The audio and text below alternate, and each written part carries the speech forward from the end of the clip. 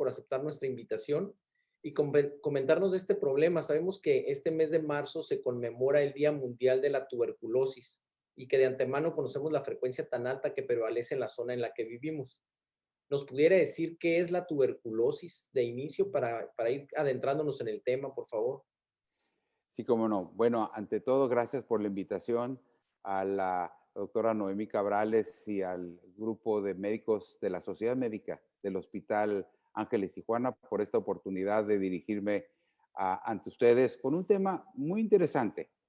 Eh, y contesto su pregunta. La tuberculosis es una enfermedad infectocontagiosa que tiene con nosotros más de 3,000 años y que aunque hemos hecho grandes avances en su diagnóstico y en su tratamiento, todavía tenemos problemas para resolver esta condición en una forma más o menos definitiva. Eh, Conocemos que el microorganismo causante de esta infección se llama el bacilo de Koch o Mycobacterium tuberculosis y, y afecta principalmente a los pulmones, pero no exclusivamente los pulmones. Tenemos tuberculosis en muchos órganos de la economía, el cerebro, los riñones, tubo digestivo, también en genitales, también tenemos en ganglios. Entonces, es una enfermedad que, sistémica, pero con una principal localización en el aparato respiratorio. Ah, ok.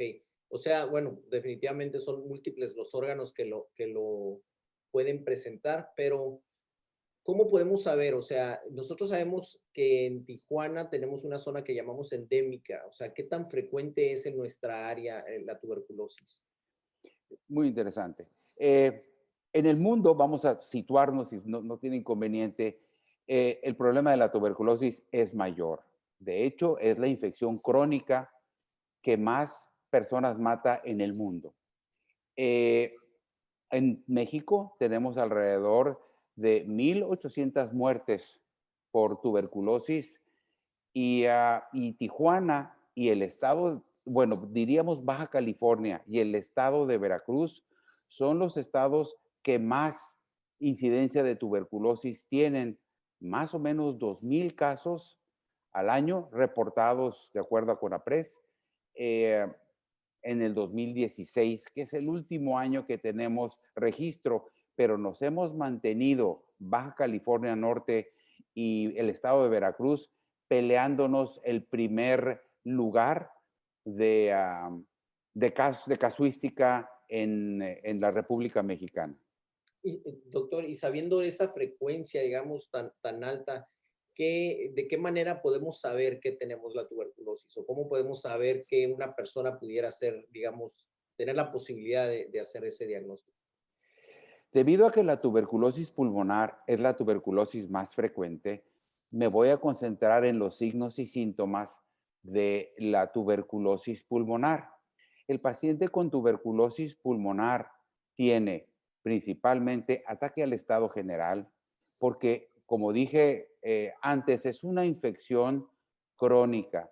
No se adquiere tuberculosis de un día para otro. Entonces el enfermo empieza a tener sudoraciones nocturnas, se le empieza a ir al apetito, empieza a perder de peso y después se inician ya los síntomas que son un poquito más claros, que son tos. La tos al inicio es seca, después tiene una flema, que puede ser esa flema de color hasta llegar a ser flema con sangre, dolor en el pecho, fiebre, ataque al estado general y finalmente puede terminar en insuficiencia respiratoria porque el aparato respiratorio y los pulmones propiamente dicho se van deteriorando tanto que no pueden cumplir con la función de oxigenar la sangre y el enfermo ya empieza a tener falta de aire, sofocación y bueno, también llegan a tener dolor en el tórax. Ok, y digamos, estos síntomas son exclusivos de la tuberculosis o cómo podemos saber, cómo podemos diagnosticar a un paciente que realmente lo tiene? Bueno, no son síntomas exclusivos de la tuberculosis. Son altamente sugestivos de una infección pulmonar. Una neumonía puede dar los mismos síntomas, pero el tiempo es mucho más corto. El hecho de ser un padecimiento subagudo y crónico nos localiza, sobre todo en Baja California, con otras enfermedades infecciosas como es la coccidioidomicosis. Es por eso que para hacer el diagnóstico, primero necesitamos ir con un médico para que nos evalúe y nos mande los estudios que se requieren. En neumología es muy frecuente que uno de los estudios que más frecuentemente solicitamos es la radiografía de tórax. Y aunque ese es un estudio muy importante, no es el estudio que nos hace el diagnóstico. El estudio que nos hace el diagnóstico de la tuberculosis es el análisis seriado de la muestra de expectoración para búsqueda de tuberculosis, que se llama bacilo ácido alcohol resistente. Entonces el enfermo, después de ir a ver al médico y frecuentemente con una radiografía de tórax, es mandado por el clínico al laboratorio a que se analicen las flemas de 3 días consecutivos para búsqueda de bacilos ácido alcohol resistentes, de tal manera de que si estas muestras salen positivas, ya tenemos el diagnóstico hecho de tuberculosis pulmonar. Ah, ok.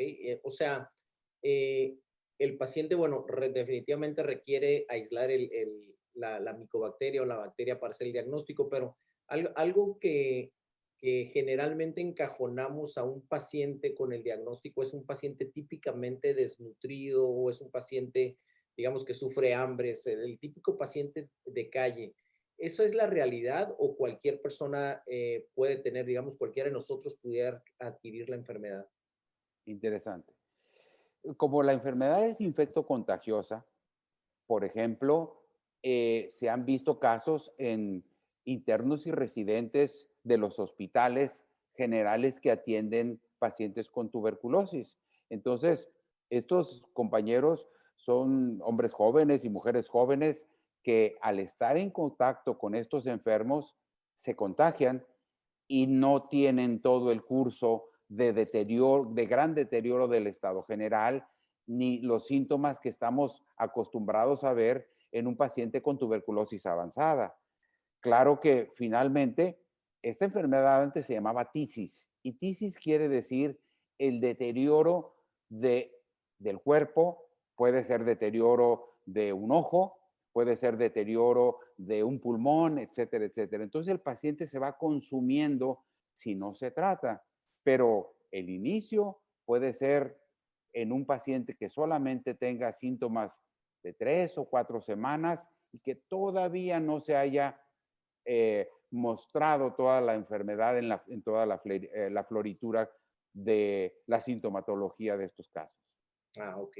¿Y hay algún tratamiento? ¿Cómo nosotros podemos atender este tipo de pacientes? Bueno, una vez que se hace el diagnóstico, viene la fase del tratamiento. La fase del tratamiento está en función de las resistencias que existan en la plaza donde estamos trabajando.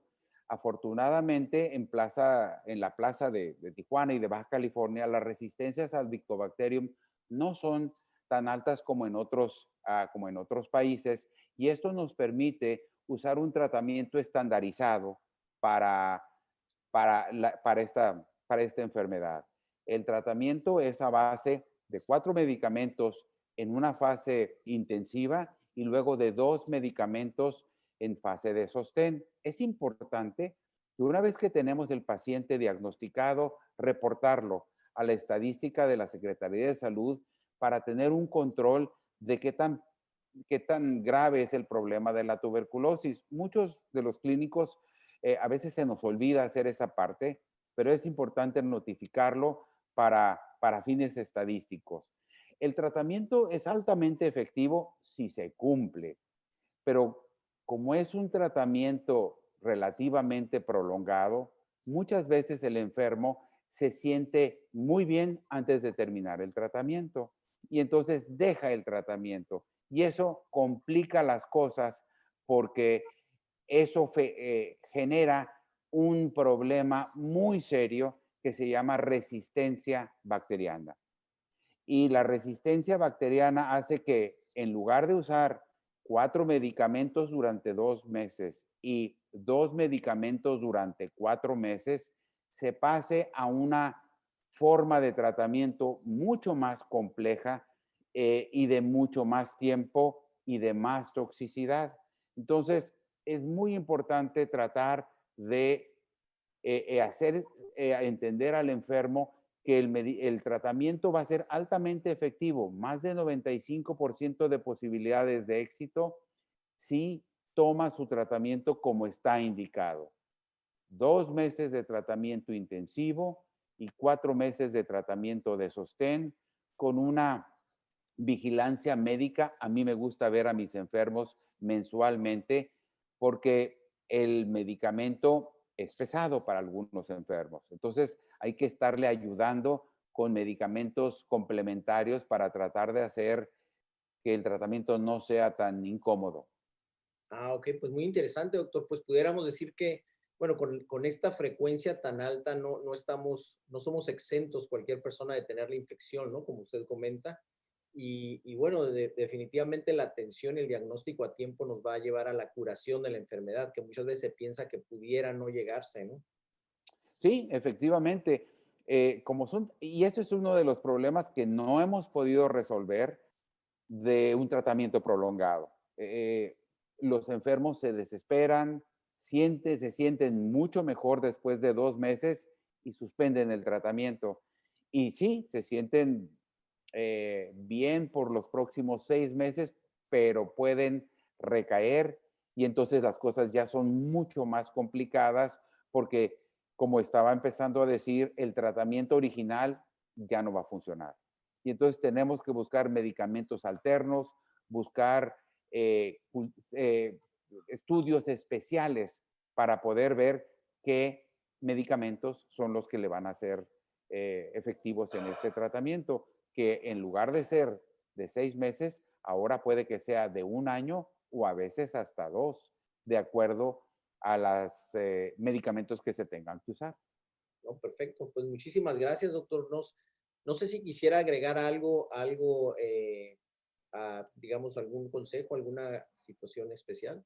Yo creo que el consejo más importante es que si uno ha estado, como dije originalmente, en contacto con una persona con tuberculosis, que vaya a ver a su médico de cabecera para tratar de no dejar esa tosecita o esas sudoraciones nocturnas como algo de que hace mucho calor ahorita o que a lo mejor el clima es lo que me está afectando, porque entre más pronto se haga el diagnóstico y más pronto se inicia el tratamiento, más posibilidades tenemos de que este enfermo tenga una recuperación total del pulmón.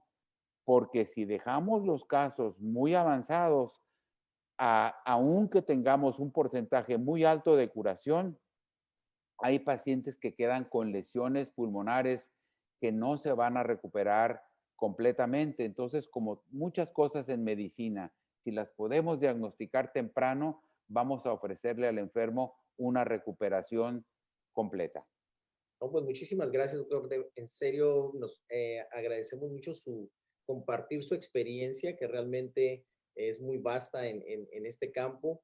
Y a nombre de la doctora Noemí Cabrales, presidenta de la Sociedad Médica del Hospital Ángeles, bueno, le mandamos un afectuoso saludo. Muchas gracias por acompañarnos y bueno, pronto estaremos con algunas otras cápsulas de información por parte de la Sociedad Médica del Hospital Ángeles de Tijuana. Muchas gracias. Gracias por su invitación. Gracias. Saludos. Hasta luego.